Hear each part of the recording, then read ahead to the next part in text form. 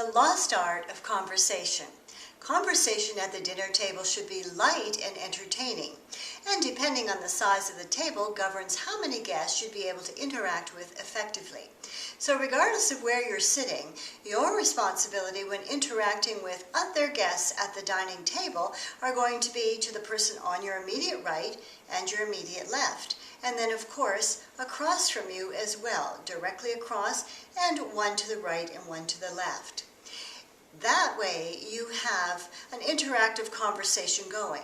Now, if the table is small, such as 4 or 6 people, of course you would interact with everyone, and that's the great part. Remember that as a host, you have a role to play, and that's to make people feel comfortable, create a great atmosphere, wonderful food, and incorporate all 5 of the senses: visual, auditory, kinesthetic, olfactory, and gustatory, so that immediately upon receiving the invitation from you, the guests are excited, and of course they would put your party on the highest priority list.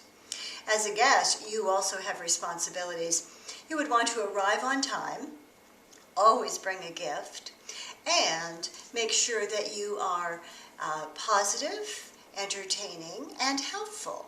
So depending on the size of the party, you can also act as an ambassador by meeting and greeting people and asking open-ended questions. So questions that you can ask at the dinner table are such as something that would be appropriate, such as a trip.